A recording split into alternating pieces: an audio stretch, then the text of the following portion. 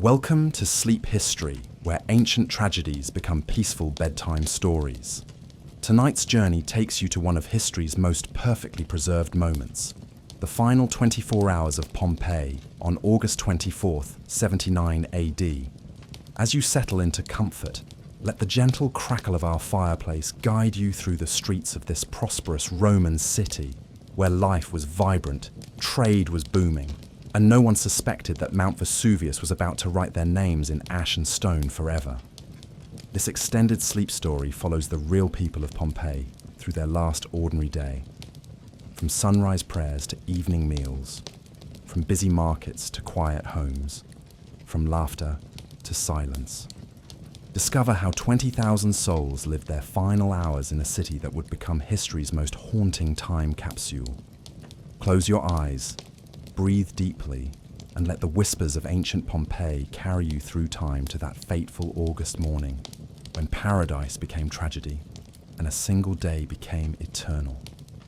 Tonight, as you settle into peaceful sleep, imagine waking up on August 24th, 79 AD, in the beautiful Roman city of Pompeii. The morning sun is shining, merchants are opening their shops, children are playing in the streets.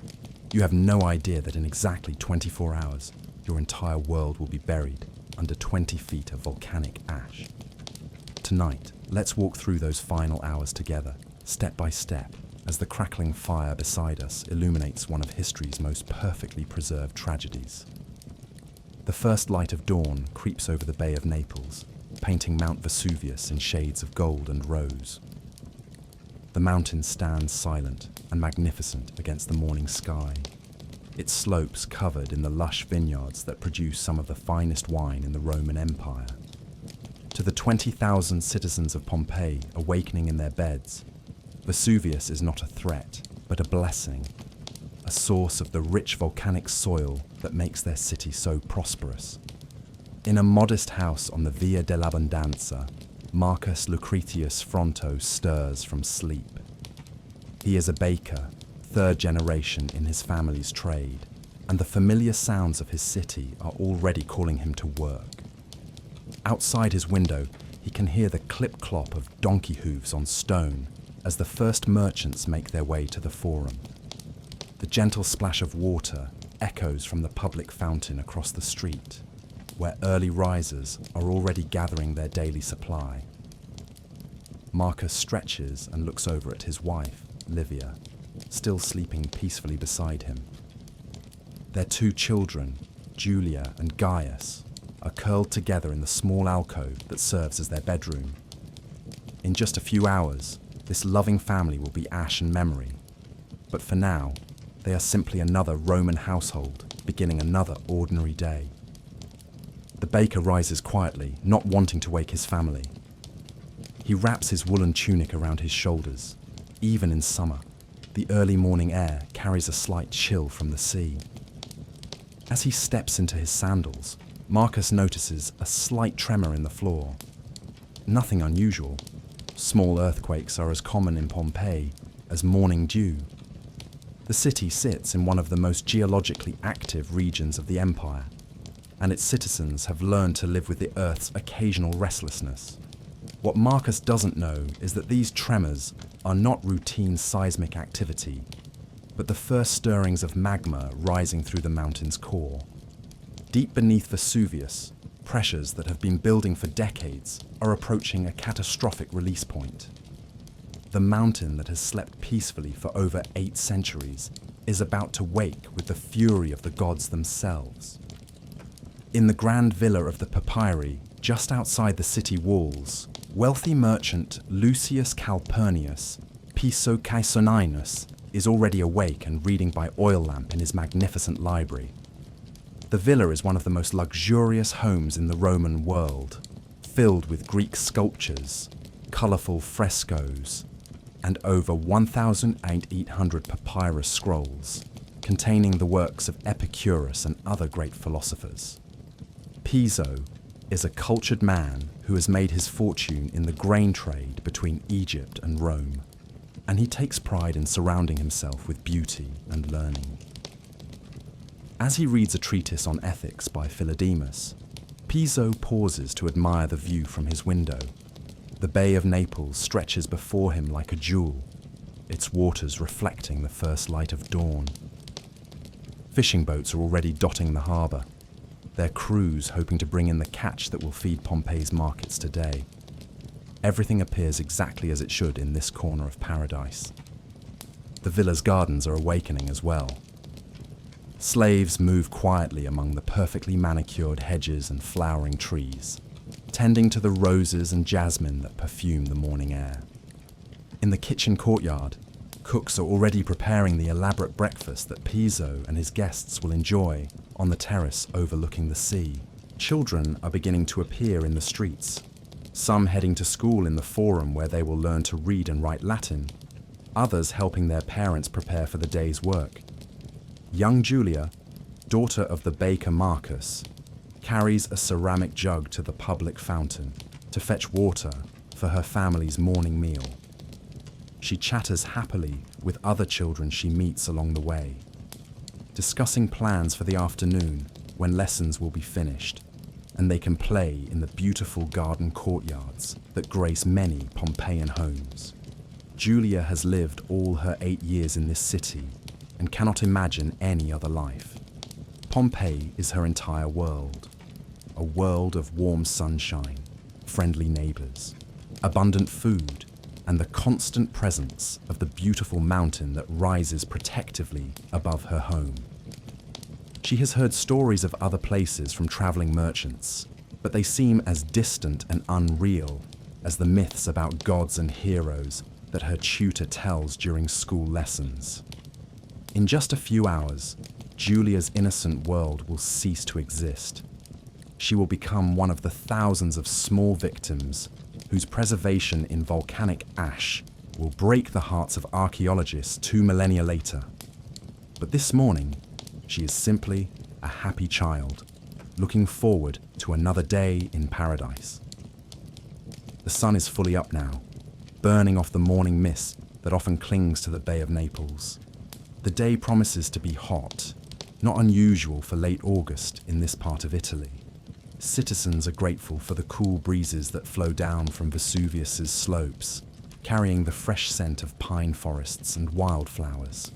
These breezes make Pompeii's summer heat bearable and add to the city's reputation as one of the most pleasant places to live in the entire empire. What the citizens don't realize is that these pleasant breezes are about to reverse direction.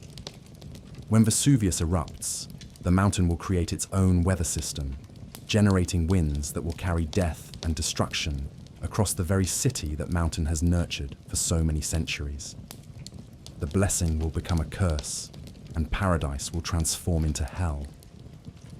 But for now, as the first hour of this fateful day draws to a close, Pompeii remains a city blessed by the gods. The sun shines brightly, business prospers, families gather for their morning meals, and Mount Vesuvius stands guard over it all like a benevolent giant. No one suspects that they are living the final normal hour of their lives. 6 hours have passed since dawn broke over Pompeii, and the city has settled into the comfortable rhythm of a prosperous summer day. The morning's business has been conducted. The first meal has been shared in countless homes, and citizens are preparing for the afternoon's activities. The sun blazes overhead, but cooling breezes from the sea and the mountain make the heat pleasant rather than oppressive. In the Forum, the heart of Pompeian civic and commercial life, the day's main business, is reaching its peak. Merchants from across the empire have spread their wares under colourful awnings that provide blessed shade from the climbing sun. Syrian traders display bolts of silk that shimmer like captured sunlight. Egyptian merchants offer papyrus scrolls and exotic spices that fill the air with mysterious fragrances. Local farmers have brought the season's finest produce: grapes heavy with juice, olives gleaming with oil, vegetables grown in the rich volcanic soil that makes everything taste more intensely flavorful. Marcus Lucretius Fronto has closed his bakery for the traditional midday rest period and joined his family for their main meal of the day. They recline on couches in the small garden courtyard behind their shop, sharing bread, cheese, olives, and watered wine while enjoying the shade of a grapevine that climbs over a wooden trellis. This is one of Marcus's favourite times, when the morning's work is done and the afternoon stretches ahead with its promise of leisure and family companionship. Young Julia chatters excitedly about her morning lessons. Today, she learned to write the letter M on her wax tablet, and she proudly shows her father how perfectly she can form the strokes. Her brother Gaius, 2 years older, and already showing the serious demeanour that will mark him as a future baker like his father, discusses the fine points of kneading dough and managing oven temperatures. Their mother Livia listens with the contented smile of a woman whose children are healthy, whose husband's business prospers, and whose life unfolds exactly as it should. This peaceful family scene is being repeated in hundreds of homes throughout Pompeii. The city's prosperity allows even modest families like the Frontos to enjoy lives of relative comfort and security.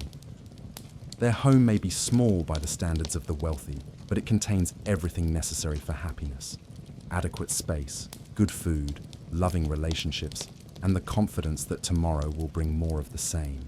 What none of them can know is that this meal they are sharing so contentedly will be their last. Within hours, this courtyard will be buried under tons of volcanic debris, and the family that now laughs together will be frozen forever in their final moments of terror. But for now, the future remains unwritten, and life continues with its eternal promise of endless tomorrows. At the villa of the Papyri, Lucius Calpurnius Piso is entertaining guests on his magnificent terrace overlooking the bay. The conversation flows as smoothly as the expensive wine being served by attentive slaves. Today's topics include the latest political developments in Rome, the prospects for this year's grain harvest, and the philosophical question of whether the gods truly involve themselves in human affairs or remain serenely detached from mortal concerns. One of Piso's guests, a visiting senator from Rome, argues eloquently that the gods clearly favour those who honour them properly. He points to Pompeii itself as evidence, a city that has known nothing but prosperity and peace for generations, blessed with fertile soil, perfect climate, and advantageous location. Surely, he declares, raising his cup in a toast to their host, this city stands as proof that piety brings divine reward. The irony is almost unbearable to contemplate. Even as these educated, sophisticated men debate the nature of divine favour, the mountain that looms so beautifully behind them is preparing to demonstrate the terrifying power of forces beyond human understanding or control. Their philosophical discussions about fate and divine will are about to be answered in the most dramatic possible way. But the guests cannot see into the future, and their conversation continues with the leisurely pace appropriate to cultured gentlemen with no pressing business to attend. They discuss the upcoming gladiatorial games, debate the merits of various poets and playwrights, and plan a fishing expedition for later in the week. Each man is confident that his comfortable life will continue indefinitely, that the problems troubling distant parts of the empire will never touch their peaceful corner of paradise. In the city's amphitheatre, preparations are already underway for next week's games. Gladiators practice their combat skills under the supervision of experienced trainers, their bronze weapons ringing against wooden shields as they perfect the moves that will entertain Pompeii's citizens and visitors. Some of these fighters are slaves condemned to die for the crowd's amusement. Others are free men who have chosen this dangerous profession for the fame and prize money it can provide. The gladiators represent the empire's diversity in microcosm. There are Germans captured in recent campaigns along the Rhine, their blonde hair and blue eyes exotic in this Mediterranean setting. Numidian fighters from North Africa display the quick reflexes and endurance that make them feared opponents. Greeks and Syrians add their own fighting techniques to the mix, creating a spectacle that showcases the breadth of Roman conquest and the variety of peoples now united under imperial rule. Today's training session proceeds normally, with no hint of the tragedy that will soon make all their preparations meaningless. The gladiators joke and boast about their upcoming matches, planning strategies, and wagering on outcomes. Their trainer, a grizzled veteran of countless arena battles, critiques their techniques and shares stories of famous fighters from the past. It is exactly the scene that would be expected in any Roman amphitheatre on any summer afternoon. What makes it heartbreaking in retrospect is that these men, who have chosen to face death as a profession, will meet their end not in glorious combat, but as helpless victims of natural disaster. The warriors who pride themselves on courage and skill will die alongside children and elderly citizens, their strength and training meaningless against the forces that Vesuvius is about to unleash. In Pompeii's brothels, business continues as usual. The Lupanar, the city's most famous house of pleasure, receives its steady stream of customers, merchants celebrating successful deals, sailors enjoying shore leave, local citizens seeking entertainment away from their wives and families. The women who work here come from throughout the empire, many of them slaves purchased specifically for this trade, others free women driven by poverty or circumstance to sell their bodies for survival. The erotic frescoes that decorate the Lupanar's walls advertise the services available within, while graffiti scratched into the plaster records the comments and boasts of satisfied customers. This establishment represents the seamier side of Roman life, but it is as much a part of Pompeian society as the temples and theatres. Roman attitudes towards sexuality are far more open than those of later eras, and prostitution is considered a legitimate business that serves necessary social functions. The women of the Lupanar have no idea that they are living their final day. Some are young and still hopeful that they might earn enough money to purchase their freedom or attract a wealthy protector. Others are older and resigned to their fate, finding what pleasure they can in the brief moments between customers. All of them share the same human dreams and fears as their more respectable sisters, and all will meet the same indiscriminate fate when Vesuvius begins its terrible work. The city's bathhouses are filled with citizens enjoying one of the great pleasures of Roman civilization. The Stabian baths, the oldest and most popular in Pompeii, offer a complete range of facilities: hot pools for soaking away the tensions of daily life, cold plunges for invigorating the body, steam rooms for cleansing the pores, and exercise yards where men can practice wrestling or ball games. The social aspect of bathing is as important as the physical benefits.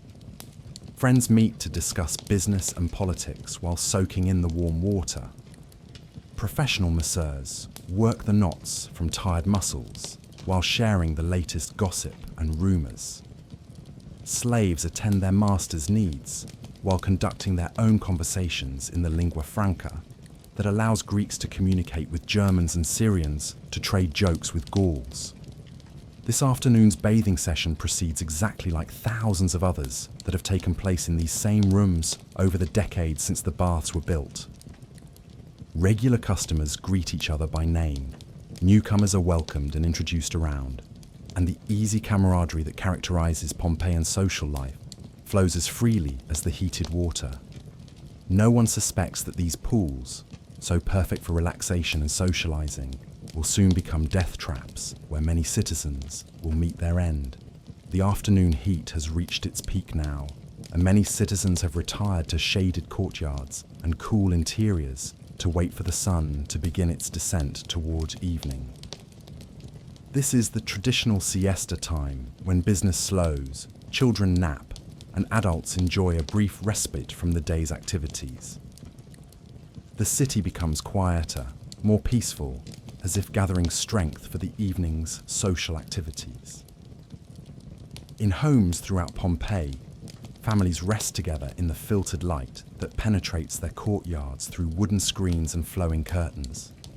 Some read scrolls by the gentle illumination, others doze fitfully in the heat, and many simply enjoy the comfortable silence that settles over their city during these hot afternoon hours.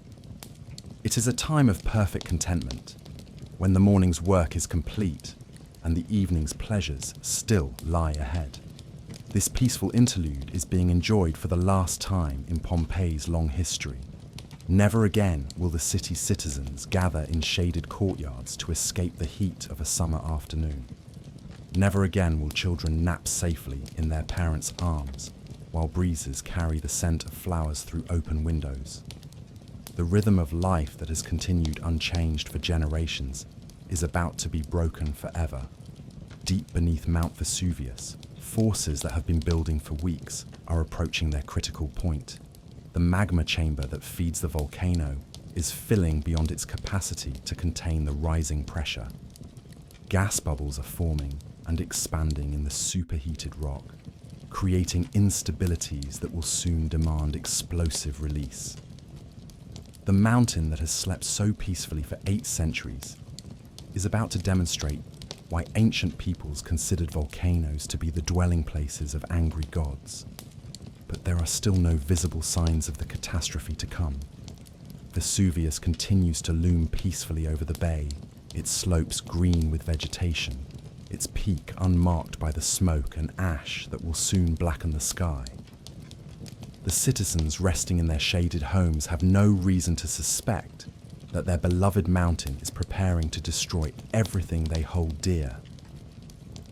As the 6th hour of this fateful day draws to a close, Pompeii remains exactly what it has always been, a prosperous Roman city blessed with every advantage that civilization can provide. The afternoon heat shimmers over red tile roofs and marble columns. Children's laughter echoes from hidden courtyards, and the eternal rhythm of daily life continues its reassuring cadence. In just a few more hours, that rhythm will be shattered forever, and this peaceful city will become a name synonymous with sudden, devastating loss. But for now, paradise endures, and its citizens rest contentedly in the shade, confident that tomorrow will bring another day just like this one. 12 hours have passed since dawn broke over Pompeii, and the city is settling into the golden hour of late afternoon. The sun has begun its descent toward the western horizon, painting the Bay of Naples in shades of amber and rose that make the water look like molten metal. A gentle breeze from the sea carries the salt scent of the Mediterranean, mixing it with the perfume of flowering vines, and the aroma of evening meals being prepared in countless kitchens throughout the city. This is traditionally one of the most pleasant times of day in Pompeii. When the heat begins to subside, businesses reopen after the midday rest, and social life begins to stir again. Citizens emerge from their shaded courtyards to stroll through the streets, greeting neighbours and conducting the leisurely evening business that forms such an important part of Mediterranean life. Marcus Lucretius Fronto has reopened his bakery and is preparing the evening's second batch of bread. Many Pompeians prefer to purchase their bread fresh for the evening meal, and Marcus takes pride in offering loaves that are still warm from the oven when customers arrive. The familiar routine of kneading, shaping, and baking provides a comforting rhythm to his days, connecting him to generations of bakers who have practiced this essential craft. As he works, Marcus can hear the sounds of the city coming back to life after the afternoon rest. Cartwheels rumble over stone paving as merchants make their evening deliveries. Children's voices rise from the street outside as they resume their interrupted games. The clip-clop of donkey hooves mingles with the distant sound of music from a tavern where early customers are already gathering for the evening's entertainment.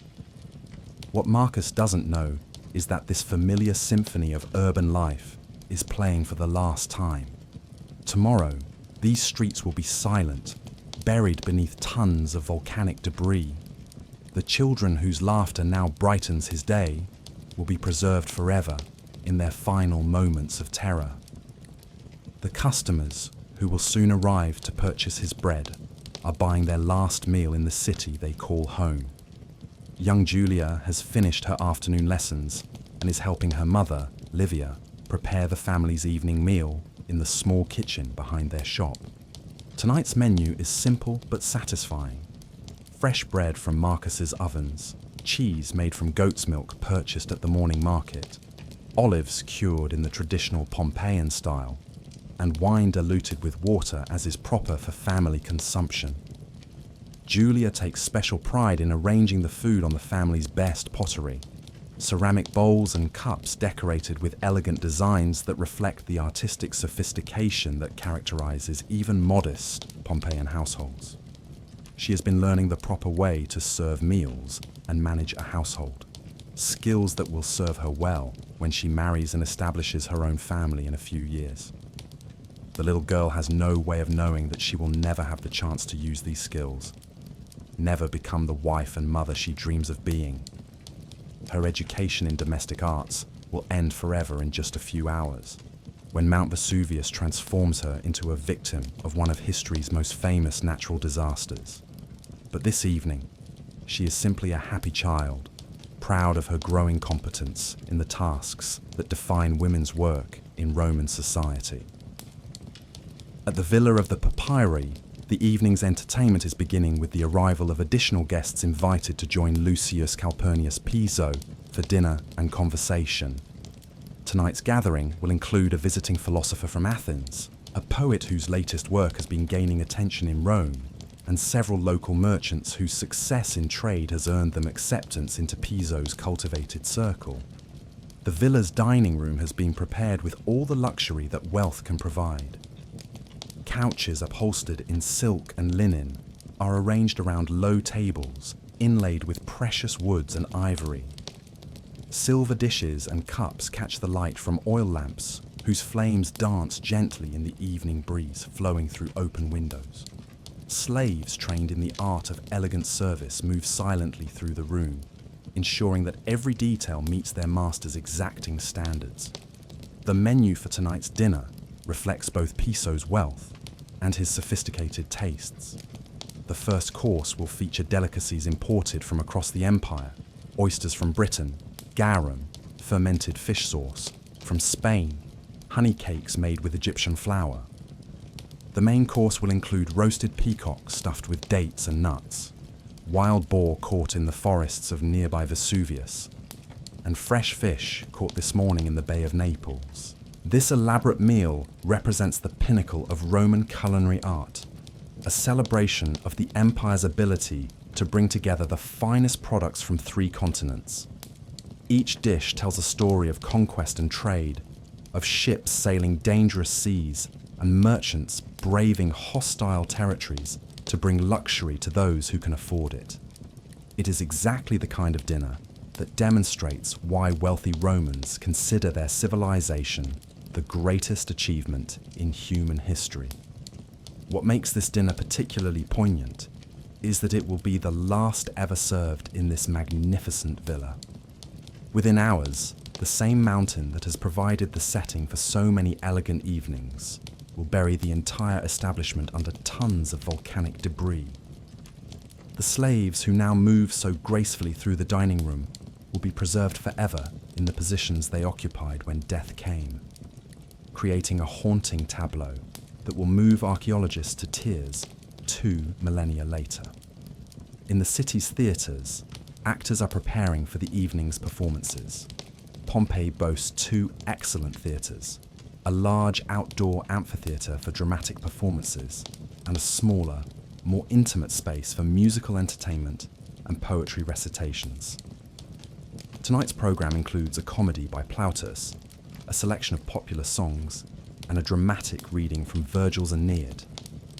The actors applying their makeup and donning their costumes represent the cosmopolitan character of Pompeian cultural life. Some are local citizens who have gained reputations for their theatrical skills. Others are travelling performers who include Pompeii in their circuits around the cities of southern Italy. All share the excitement that comes from preparing to entertain an audience of cultured and appreciative citizens. The theatres will be nearly full tonight, as they always are when the weather is pleasant and no competing entertainments are scheduled.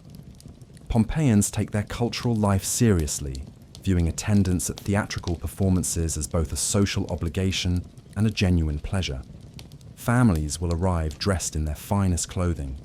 Friends will gather to discuss the finer points of dramatic interpretation, and visitors from other cities will compare Pompeian theatre favourably with entertainment available in Rome itself.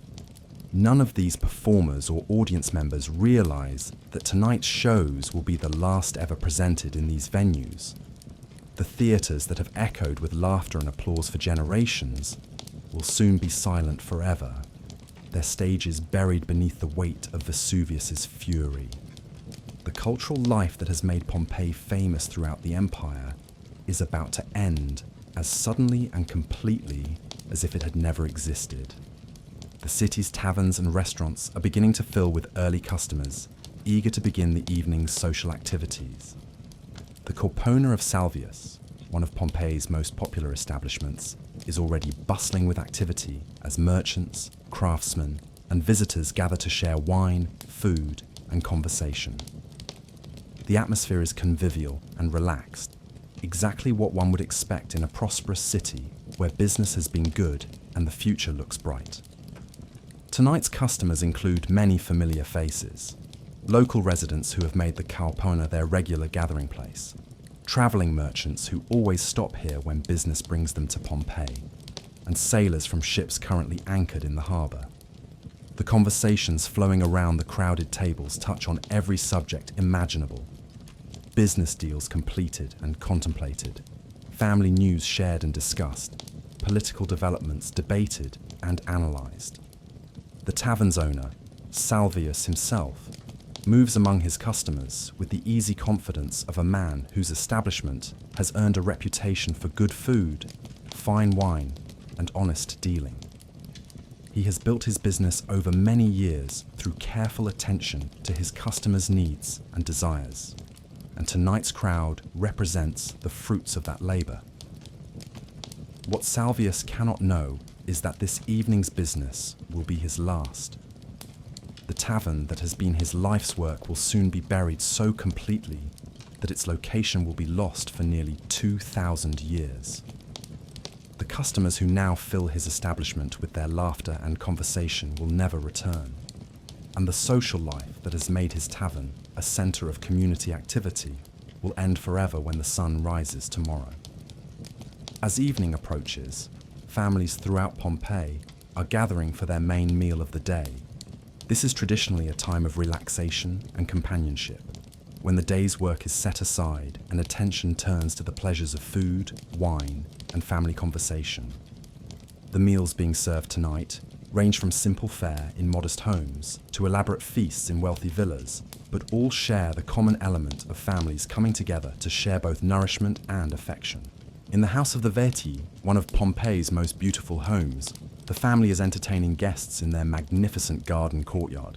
The space is a masterpiece of Roman domestic architecture, with marble columns supporting a covered walkway, a central fountain providing the gentle sound of flowing water, and frescoes depicting mythological scenes covering the walls with brilliant colours. Tonight's guests include several other wealthy families from the neighbourhood, creating a gathering that represents the cream of Pompeian society. The conversation is sophisticated and wide-ranging, touching on subjects from philosophy to politics to the latest fashions from Rome. Children play quietly in the background, while their parents enjoy the adult pleasures of cultured discourse and fine dining.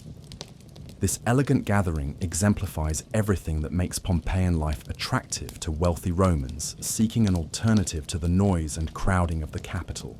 Here, in this beautiful setting surrounded by friends and family, life moves at a more leisurely pace that allows for the full enjoyment of civilization's pleasures.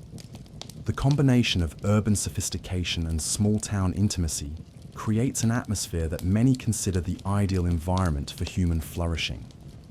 The tragic irony is that this ideal life is about to be snuffed out as suddenly and completely as an oil lamp in a strong wind. The families who now gather so happily in this beautiful courtyard will soon be scattered by forces beyond their comprehension or control. The home that represents the pinnacle of domestic architecture will become a tomb that preserves their final moments for the wonder and horror of future generations. As the 12th hour of this fateful day draws to a close, Mount Vesuvius continues to loom peacefully over the bay. The setting sun has turned its slopes the color of wine, and the evening star is beginning to appear in the deepening sky above its peak. To the citizens of Pompeii, enjoying their evening meals and entertainment, the mountain remains what it has always been, a beautiful and benevolent presence that provides their city with its prosperity and charm. Deep within the mountain, however, forces are building that will soon transform this peaceful giant into an instrument of unprecedented destruction. The magma chamber is approaching the critical pressure that will trigger the explosive release of energy that has been accumulating for centuries. Gas bubbles are forming and expanding in the superheated rock, creating instabilities that demand resolution through catastrophic eruption. But there are still no visible signs of the disaster to come. No smoke rises from Vesuvius's crater, no unusual sounds emanate from its depths, no animals flee in panic from its slopes. The mountain keeps its secrets well, offering no warning to the thousands of people whose lives depend on its continued slumber. As darkness begins to fall over Pompeii, oil lamps are being lit in homes and businesses throughout the city. The warm glow of artificial light creates intimate spaces where families gather, friends converse, and the quiet pleasures of civilized life unfold exactly as they have for generations. It is a scene of perfect contentment and security, a testament to the stability and prosperity that have made Pompeii one of the empire's most desirable places to live. Within just a few more hours, all of this will be gone forever. The lamps will be extinguished not by their owners, but by the choking ash that will fill the air. The conversations will end not with natural farewells, but with gasps of terror and disbelief. The lives that now seem so secure and permanent will be cut short with shocking suddenness, preserved forever in the positions they occupied when death came calling. But for now, as the 12th hour ends and evening truly begins, Pompeii remains paradise. The last normal evening in the city's history is unfolding exactly as countless others have before, with no hint of the horror that dawn will bring. The night hours have settled over Pompeii like a gentle blanket, bringing with them the cool relief that residents treasure during the hot summer months. The temperature has dropped to comfortable levels, and a soft breeze from the Bay of Naples carries the mingled scents of flowering jasmine, wood smoke from cooking fires, and the salt tang of the Mediterranean. It is the kind of perfect evening that makes citizens grateful to live in this blessed corner of the Roman Empire. In homes throughout the city, oil lamps cast their warm golden glow on scenes of domestic tranquility. Families have finished their evening meals and are enjoying the precious hours of leisure that come after the day's work is done. Some households are still entertaining guests, their conversation growing more animated as the wine flows and the constraints of daytime formality give way to the relaxed intimacy of evening friendship. Marcus Lucretius Fronto has closed his bakery for the night and is sitting with his family in their small courtyard, watching the stars appear one by one in the darkening sky. Young Julia and her brother Gaius are curled up beside their parents, listening to Livia tell stories about the gods and heroes whose adventures have entertained Roman children for generations. The baker's calloused hands rest gently on his daughter's hair as she listens with wide-eyed fascination to tales of Jupiter's thunderbolts and Venus's beauty. This peaceful family scene is one of countless similar moments unfolding throughout Pompeii tonight. Despite the vast differences in wealth and social status that separate the city's inhabitants, all share the fundamental human experiences of love, hope, and the quiet contentment that comes from family life. Rich and poor alike gather their children close in the evening hours, telling stories, sharing affection, and planning for futures that will never come. The tragic irony is almost unbearable to contemplate.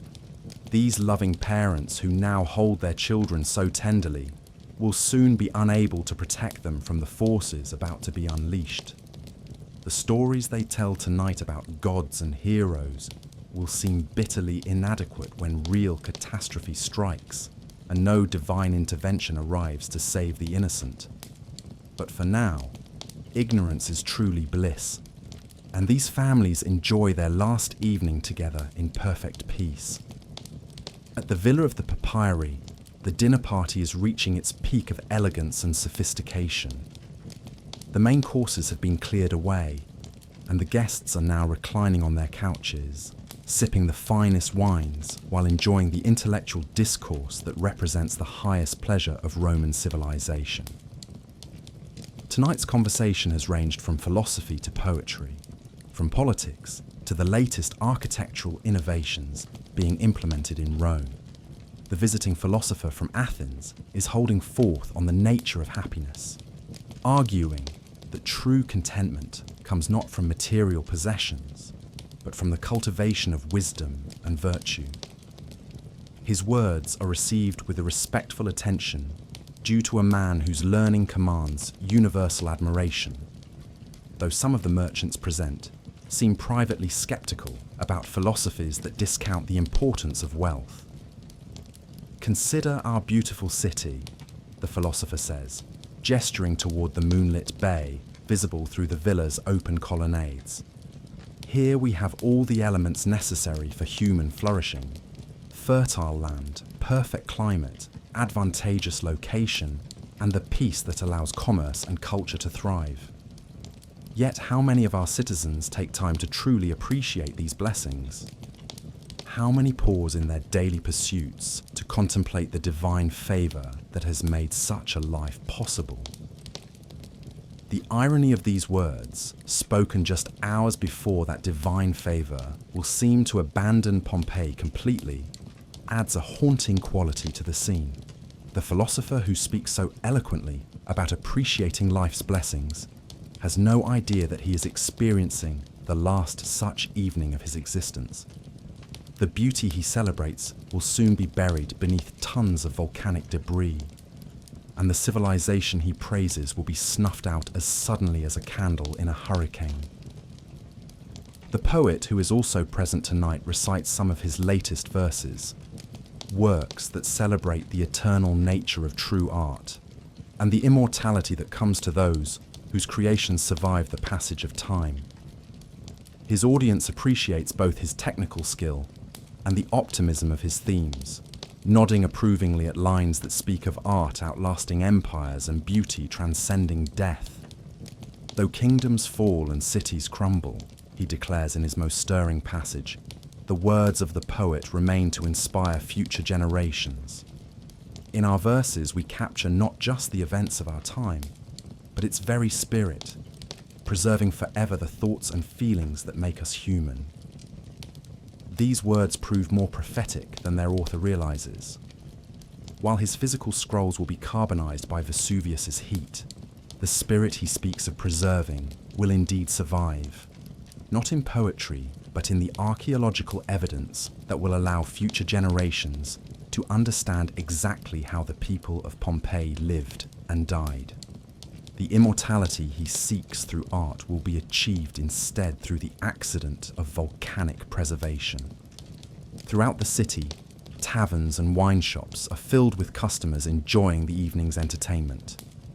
The corpona of Salvius echoes with laughter and animated conversation as patrons discuss everything from local politics to the prospects for this year's harvest.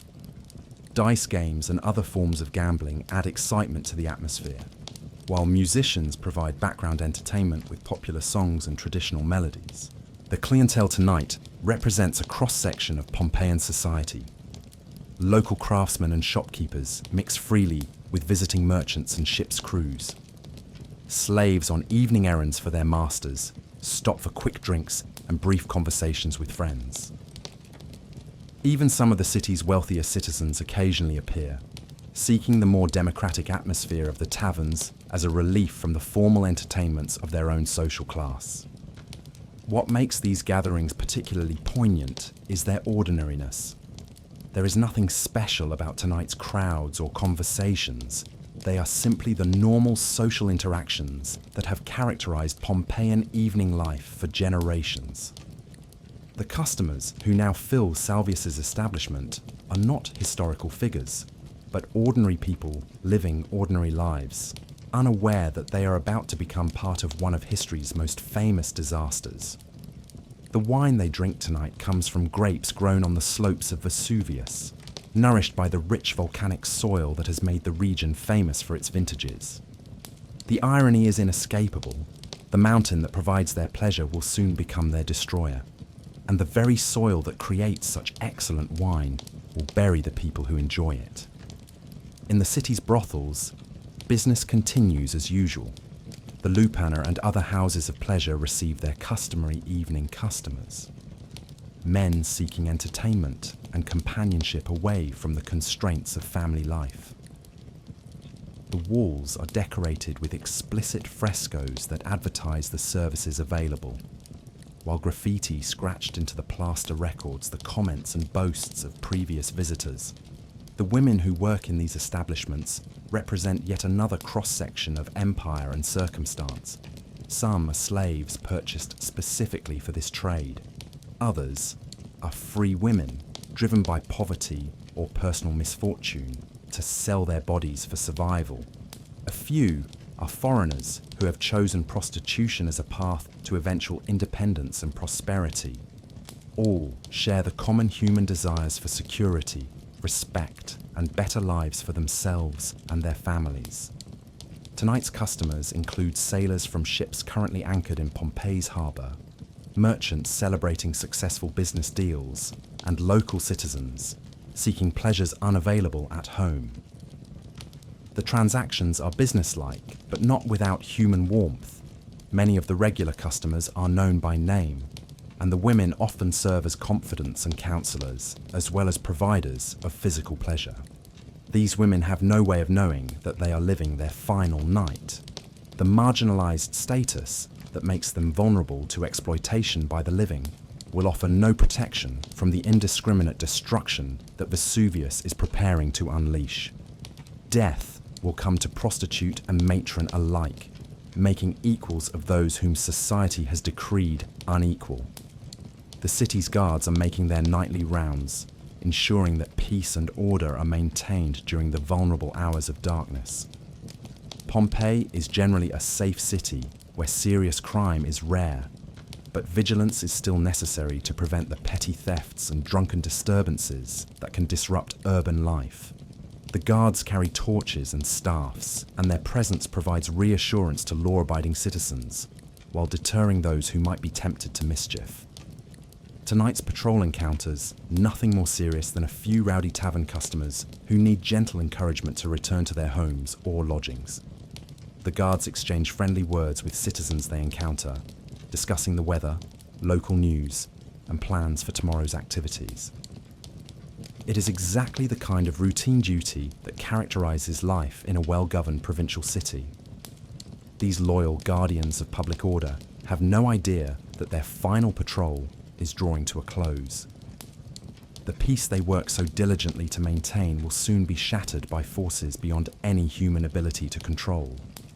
The city they protect with such dedication will disappear beneath volcanic ash, taking its protectors with it into the darkness of history. In the harbour, sailors aboard merchant ships anchored in the bay are enjoying their shore leave while preparing for tomorrow's departure. Several vessels are scheduled to sail with the morning tide, carrying cargoes of wine, olive oil, and manufactured goods to ports throughout the Mediterranean. The crews represent the international character of Roman commerce, Egyptians, Greeks, Phoenicians, and others whose livelihood depends on the trade networks that connect distant corners of the empire. Tonight's conversations aboard these ships touch on familiar maritime topics: weather conditions for tomorrow's voyage, the quality of Pompeian goods purchased for resale elsewhere, and news from other ports visited during recent travels. The sailors share the confidence of men whose profession has made them wealthy and whose ships provide reliable transportation for the empire's commercial life.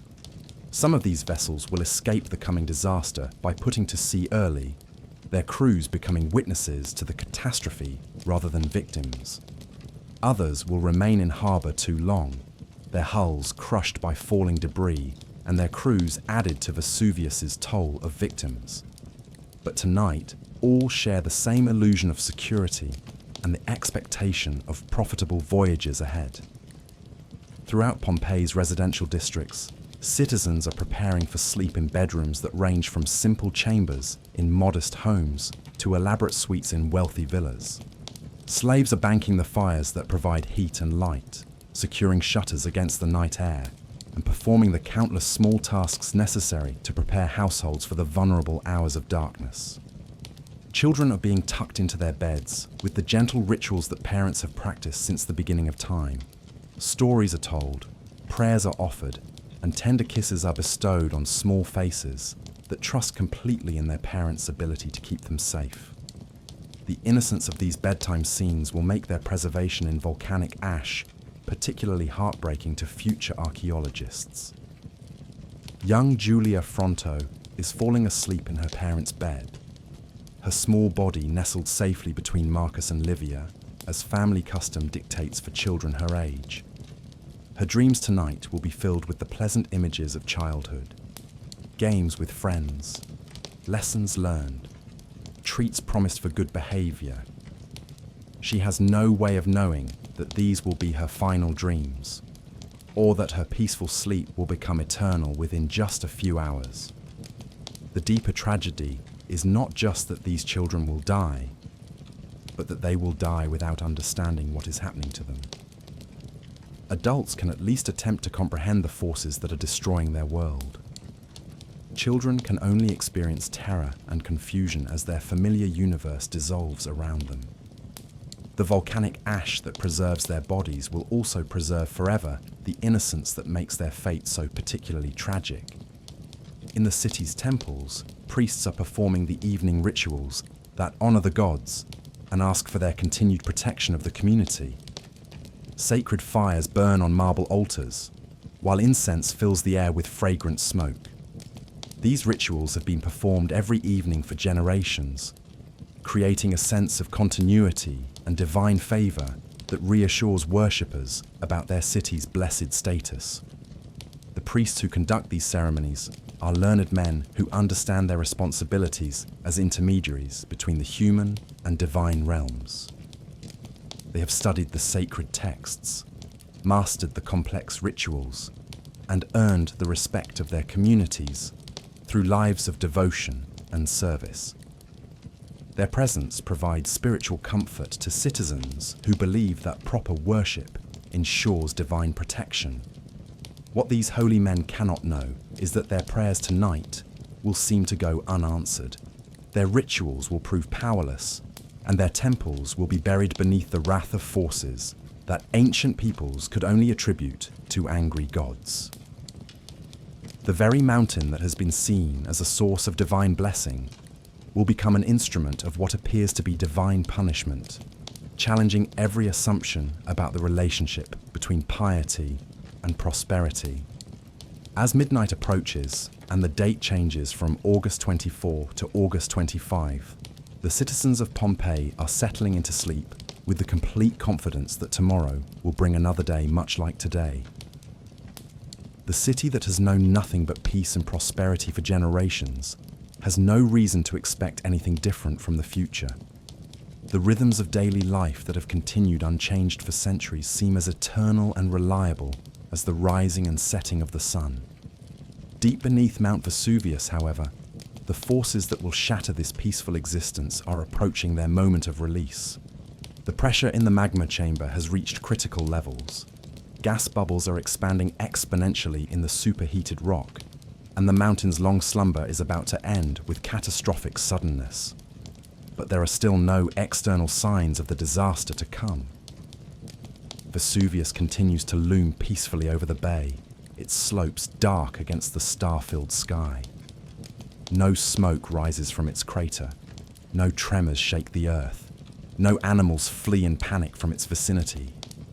The mountain that will soon become synonymous with sudden destruction maintains its benevolent silence until the very moment of eruption.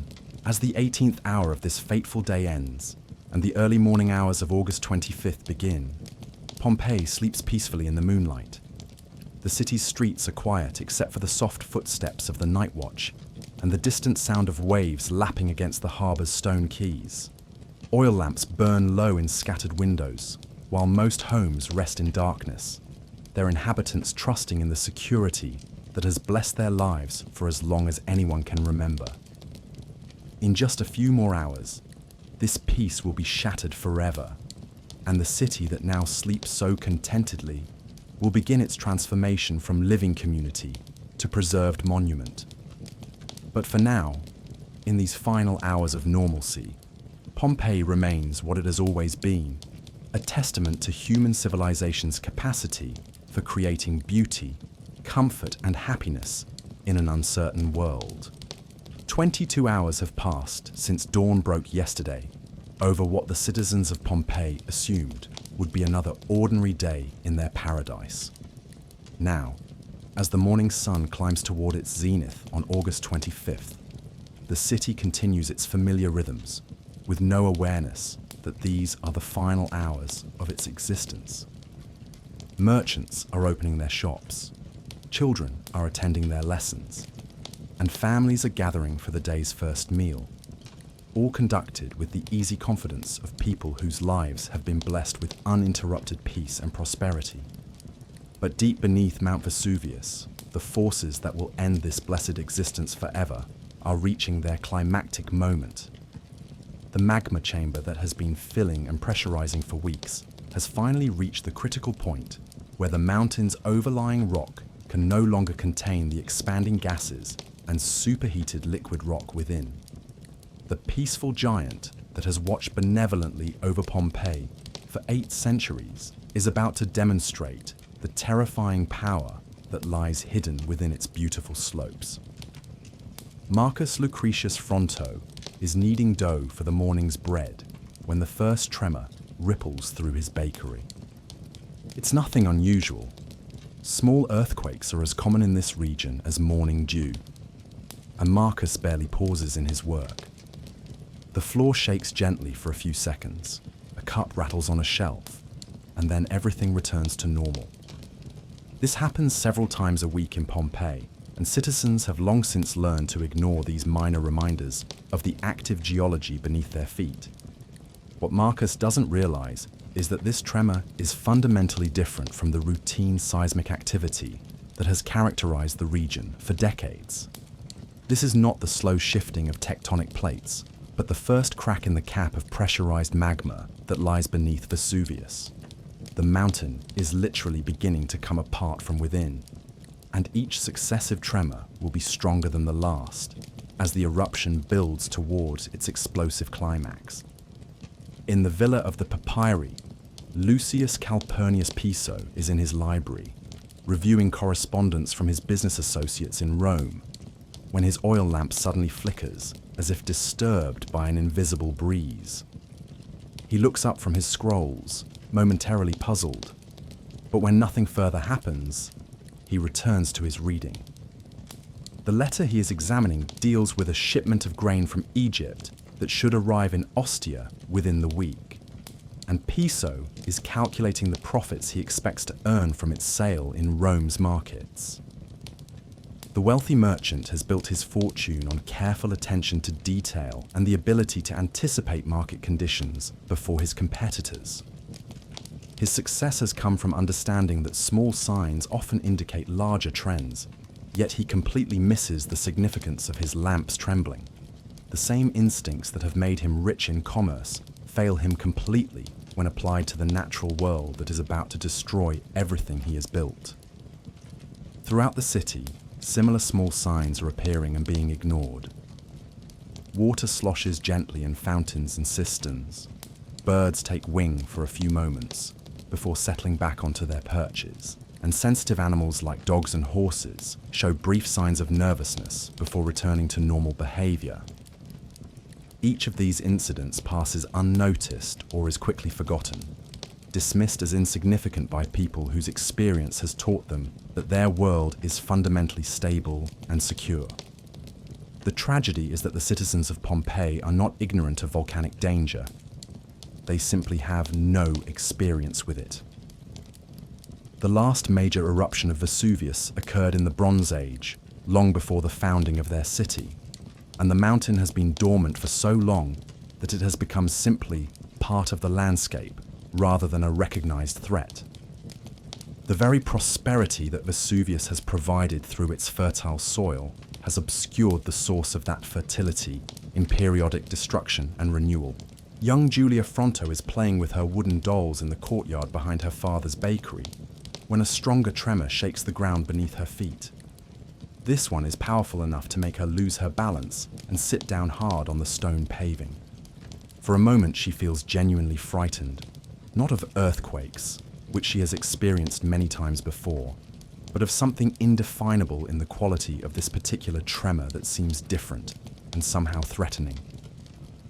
The fear passes quickly as her mother, Livia, hurries out to comfort her. "Just another little earthquake, my sweet," Livia says, brushing dust from her daughter's tunic and kissing her forehead. "You know how the earth likes to stretch and yawn sometimes. It will go back to sleep soon enough."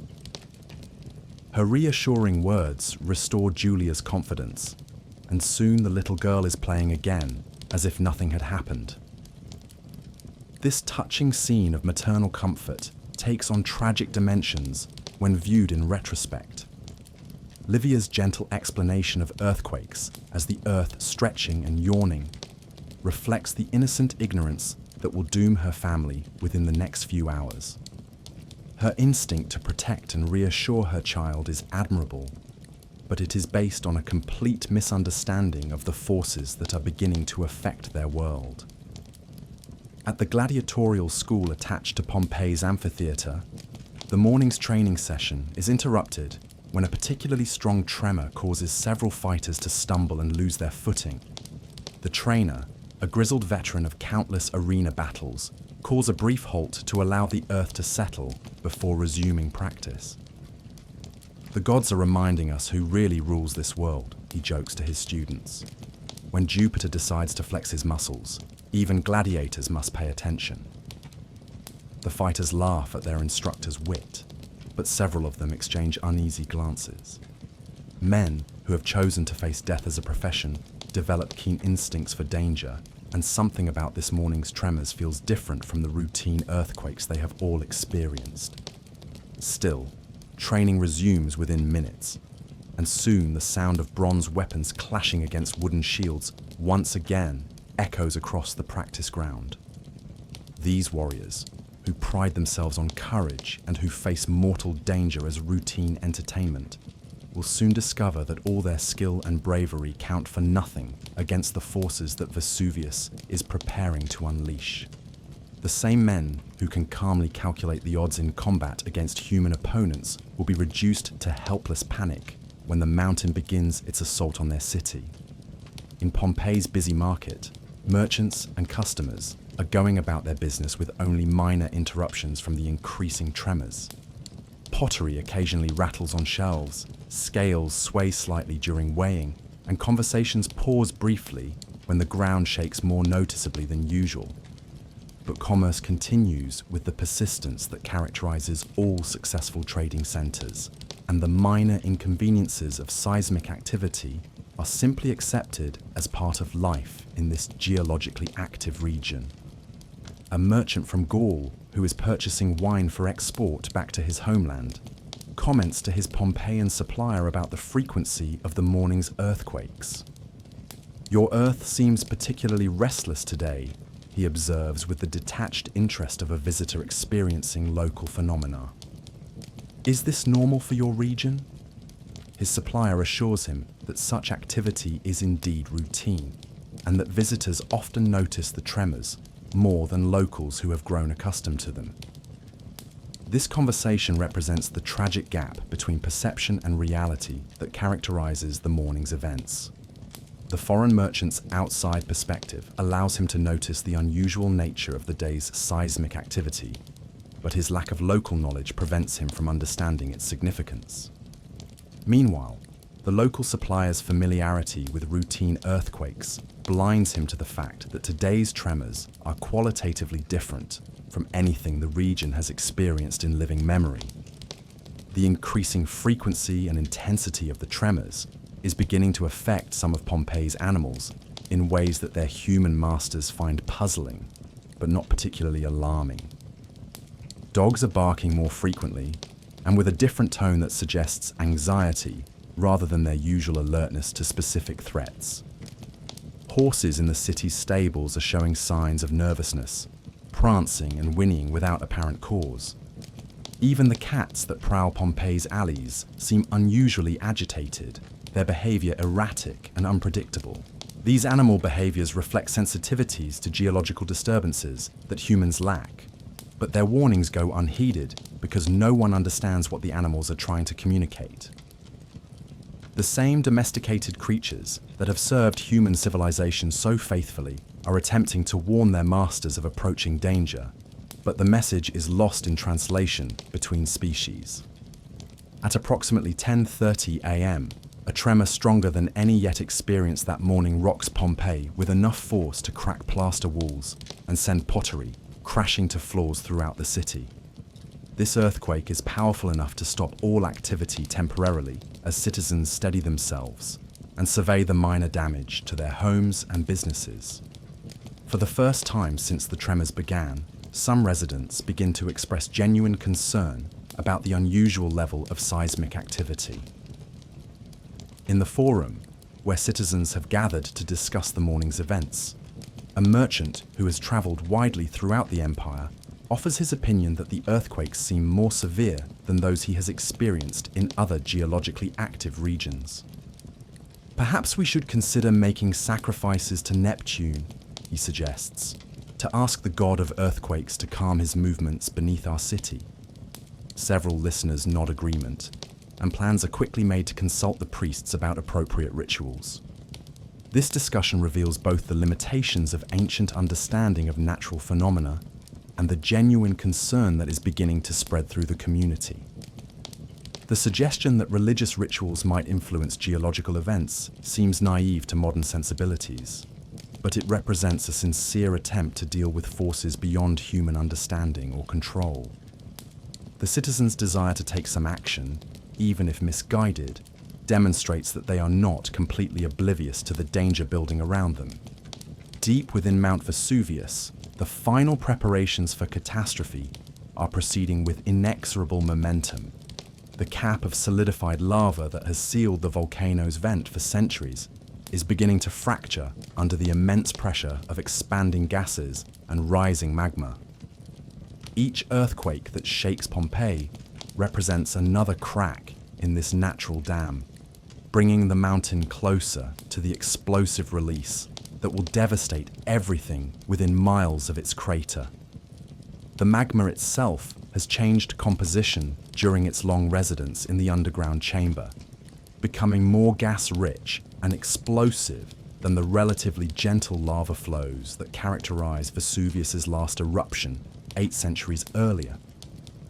When the final breakthrough occurs, the result will not be a slow seepage of liquid rock, but an explosive ejection of superheated gas, ash, and pumice that will rocket miles into the atmosphere before falling back to Earth with devastating effect. But these underground preparations remain invisible to the citizens of Pompeii, who continue to interpret the increasing tremors as routine seismic activity rather than warnings of imminent volcanic eruption. Their lack of experience with major volcanic events, combined with the mountain's long dormancy, creates a perfect storm of ignorance that will prevent effective response when the crisis finally breaks into the open. As the 22nd hour of this fateful period draws to a close, Pompeii continues to function as a normal Roman city dealing with an unusually active morning of minor earthquakes. Citizens are cleaning up broken pottery, reassuring frightened children, and making plans to consult priests about appropriate religious responses to the Earth's restlessness. Life goes on with the adaptability that has always characterized human responses to natural challenges.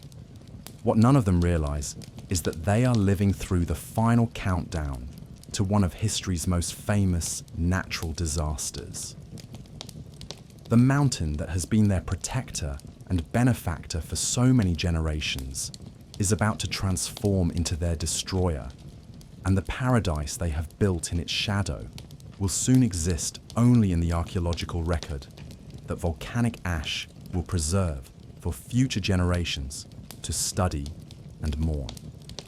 The stage is set for the final act of this ancient tragedy, and the curtain is about to rise on a spectacle that will horrify its participants while fascinating observers for millennia to come. 24 hours have passed since dawn broke yesterday over Pompeii, and now the clock of fate has reached its final moment. It is shortly past midday on August 25th, 79 AD, and the citizens of this doomed city are going about their daily routines with no understanding that they are living the last minutes of their civilization. The morning's earthquakes have subsided somewhat, leading many to believe that the Earth's restlessness has passed and normal life can resume. They are tragically, fatally wrong. Deep within Mount Vesuvius, the pressures that have been building for weeks have finally exceeded the breaking point. At approximately 1 p.m., with a sound like the world splitting apart, the mountain explodes with unprecedented fury. The cap of solidified lava that has sealed the volcanic vent for 8 centuries shatters completely, releasing a column of superheated gas, ash, and pumice that rockets 15 miles into the atmosphere in a matter of minutes. The eruption begins with what witnesses will later describe as a sound unlike anything in human experience. Not the crack of thunder or the roar of an earthquake, but something entirely new and terrifying that seems to come from the very depths of the earth. The noise is so loud it can be heard clearly in Rome over 100 miles away, where citizens pause in their activities to wonder what divine catastrophe could produce such an unnatural sound. In Pompeii, the sound brings instant terror to every soul in the city. Marcus Lucretius Fronto drops the loaf of bread he was removing from his oven and rushes outside to see a sight that defies comprehension.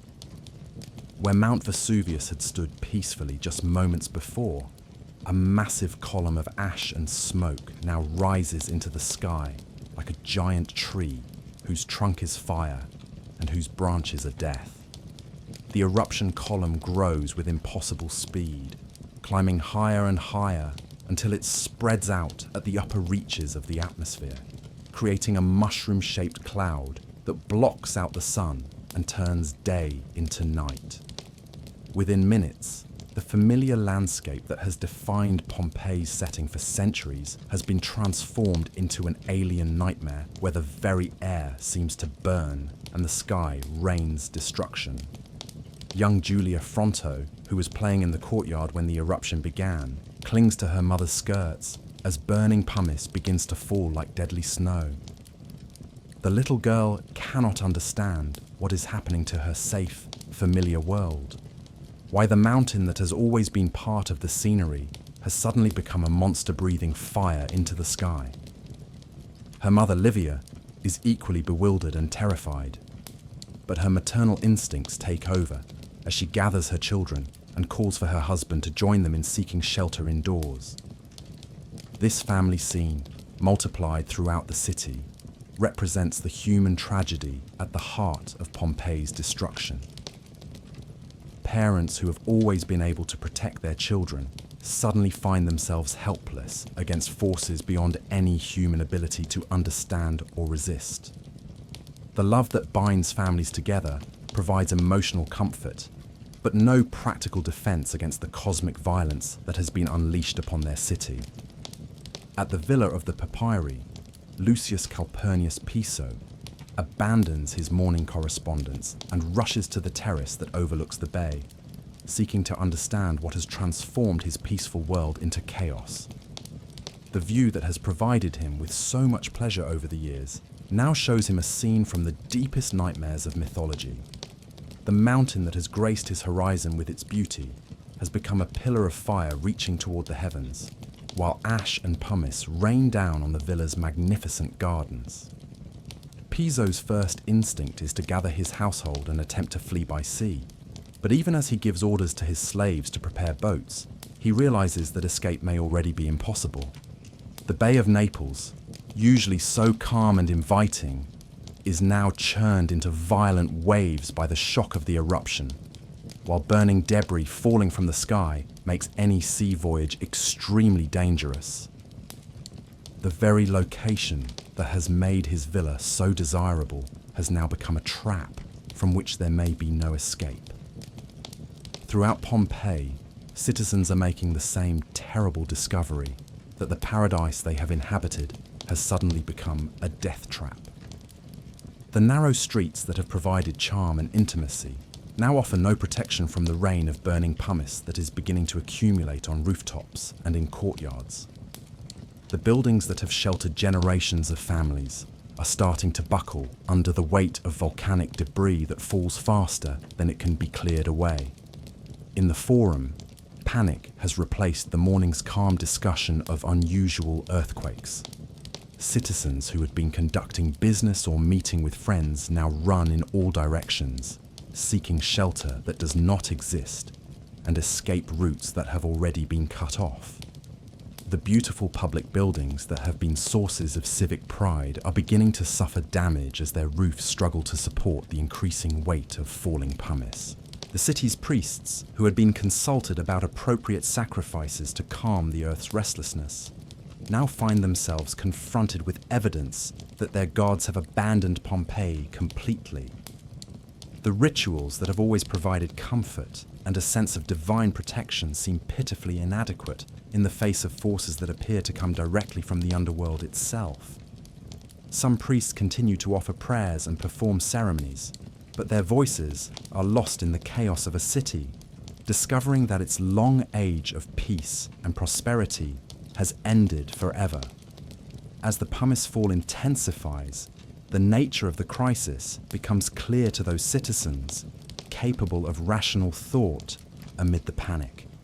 This is not a brief, natural phenomenon that will pass quickly, but the beginning of what may be a prolonged assault on their city by forces beyond human comprehension.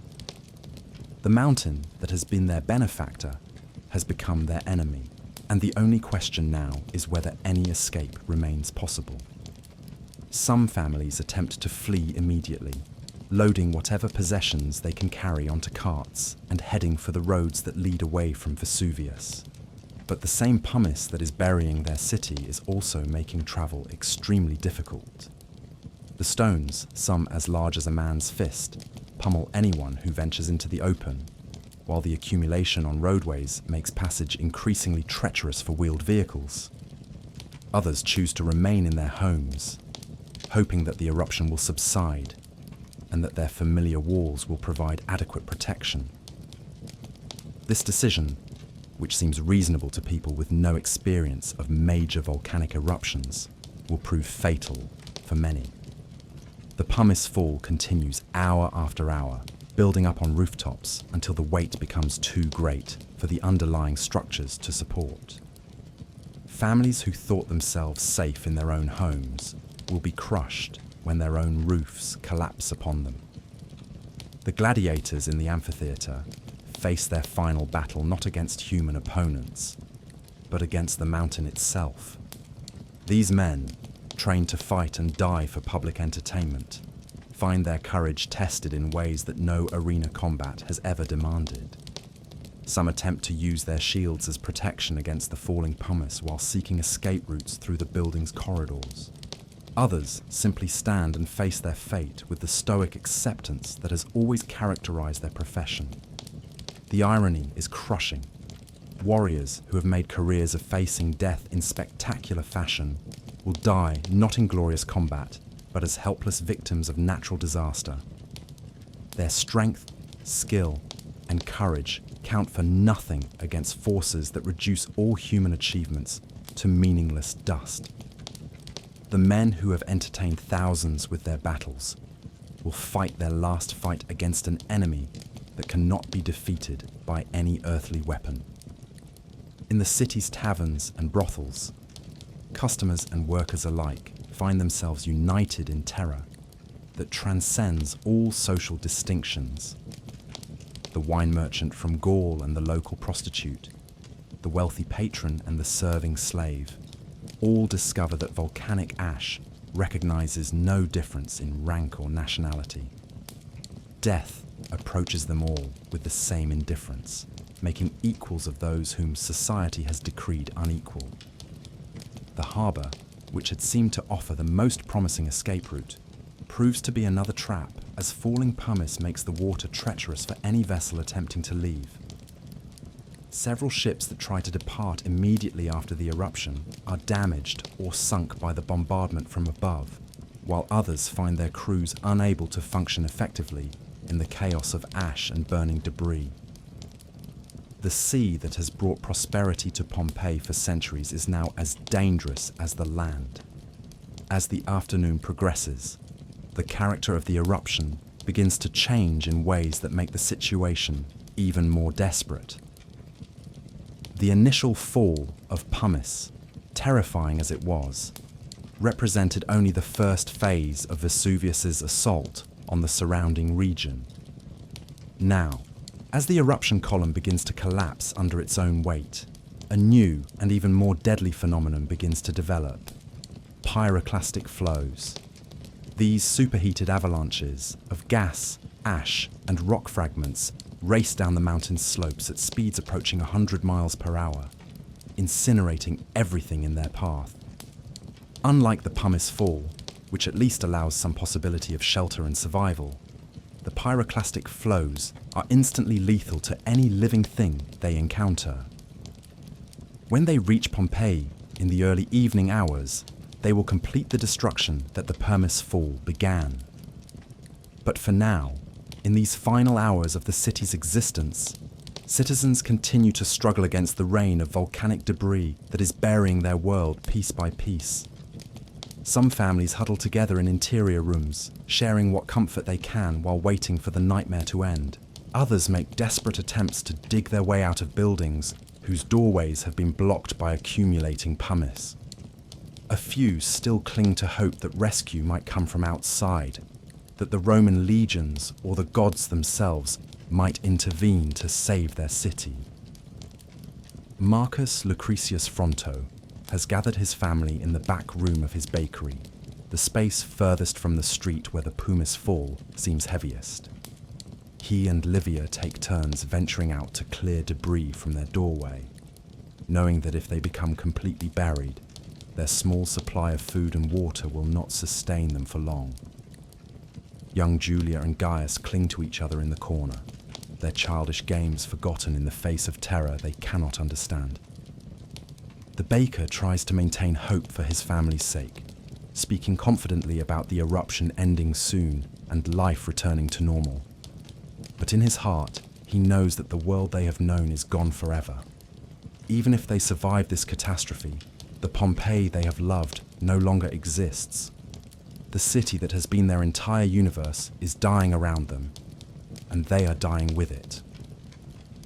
Livia attempts to distract the children with familiar stories and songs, but her voice trembles with the strain of maintaining composure while their world collapses. She holds her children close, offering what protection her arms can provide against forces that mock human love and tenderness.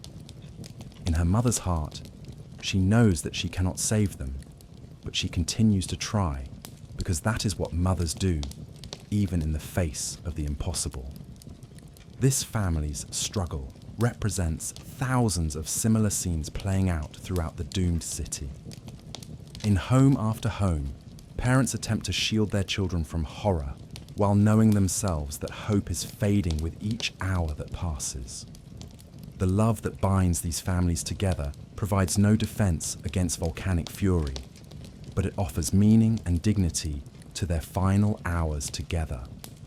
At the villa of the Pompeii, Lucius Calpurnius Piso has made the painful decision to abandon his magnificent home and attempt escape overland toward the northern roads that lead away from Vesuvius. The villa that has been his pride and joy, filled with irreplaceable works of art and literature, must be left to whatever fate the mountain decides. His slaves have loaded essential supplies onto carts, though the falling pumice makes travel increasingly difficult with each passing hour. The wealthy merchant takes one final look at the library that has been his greatest treasure, knowing that he will never see these precious scrolls again. The philosophical works that have provided him with wisdom and comfort throughout his life seem suddenly inadequate in the face of forces that reduce all human learning to ash and memory. The immortality that scholars seek through their writings proves as fragile as mortal flesh when confronted with volcanic violence. Piso's household begins its desperate journey just as the pumice fall reaches the point where travel becomes nearly impossible. The roads that once carried commerce and visitors to his villa are now obstacle courses of rolling stones and choking ash. The carts that carry his remaining treasures struggle through accumulating debris while their wheels sink deeper with each turn. Progress is measured in yards rather than miles, and each step forward becomes a victory against overwhelming odds. The slaves who accompany their master on this final journey understand that their fate is tied to his, but also that their chances of survival are no better than those of any other soul caught in Vesuvius's fury. Social distinctions that seemed so important yesterday have become meaningless in the face of shared mortality.